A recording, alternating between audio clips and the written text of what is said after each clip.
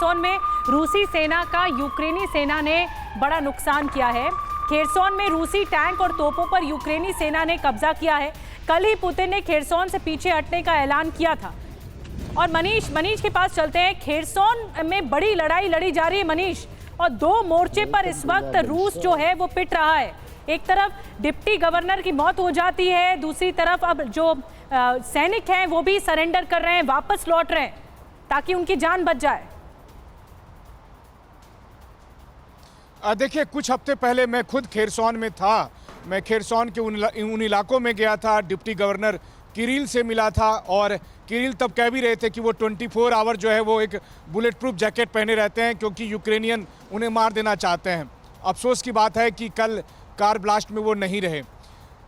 देखिए, अगर कहा जाए तो खेरसोन में एक बड़े हिस्से पर रूसी वर्चस्व को मैंने खुद देखा था। कई 100 किलोमीटर तक मुझे कहीं। ये जनाब फूल की खेती करके 1 एकड़ में 1 साल के 30 लाख तक कमा रहे हैं। आपको भी ये करना है तो फ्रीडम ऐप को अब भी डाउनलोड कीजिए। कोई यूक्रेनियन चेक पोस्ट नहीं मिला था, लेकिन आज की तारीख में उन सारे इलाके को वापस यूक्रेन ने जिस तरह से हासिल कर लिया है, ये काबिले तारीफ है। अगर आप देखें तो आधुनिक इतिहास में बहुत कम देखने को मिलता है कि आप हारे हुए इलाके को फिर से वापस पालें। तो ये एक बड़ी उपलब्धि है यूक्रेन की रूस के खिलाफ।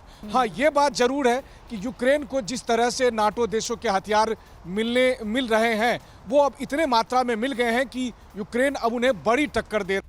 ऐसी स्थिति में मेरे लिए चिंता की बात यह है कि खेरसोन से सटा ही क्रीमिया है और प्रेसिडेंट जेलेंस्की हमेशा क्रीमिया को लेकर दावा करते रहे। तो क्या कहीं खेरसोन के आगे क्रीमिया पर भी अब खतरा मंडराएगा? ये एक बड़ी बात है, और अगर ऐसा होता है तो फिर प्रेसिडेंट पुतिन के प्रतिष्ठा पर एक बड़ी आंच आएगी, एक बहुत बड़ा दांव लग जाएगा। बहुत बड़ी बात आपने मनीष कही।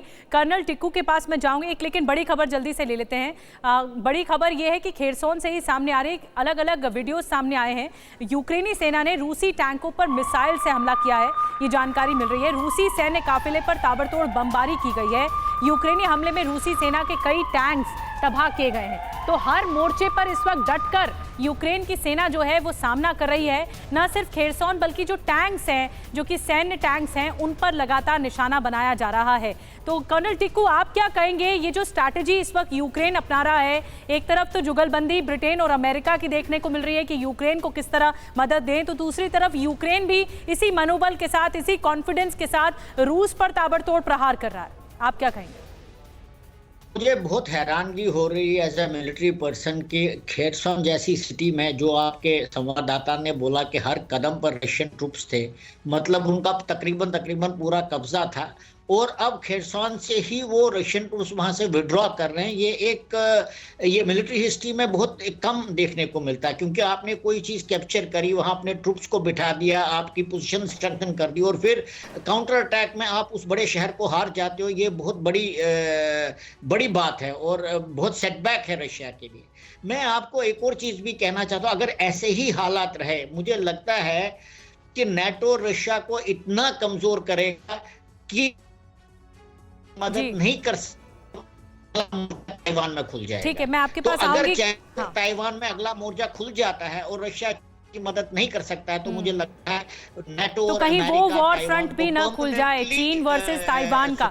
बहुत बड़ा इशारा आप कर रहे हैं कर्नल टिक्कू, कहीं एक और वॉर फ्रंट इसी मनोबल और इसी कॉन्फिडेंस में ना खुल जाए। ये जनाब फूल की खेती करके 1 एकड़ में 1 साल के 30 लाख तक कमा रहे हैं। आपको भी ये करना है तो फ्रीडम ऐप को अब भी डाउनलोड कीजिए।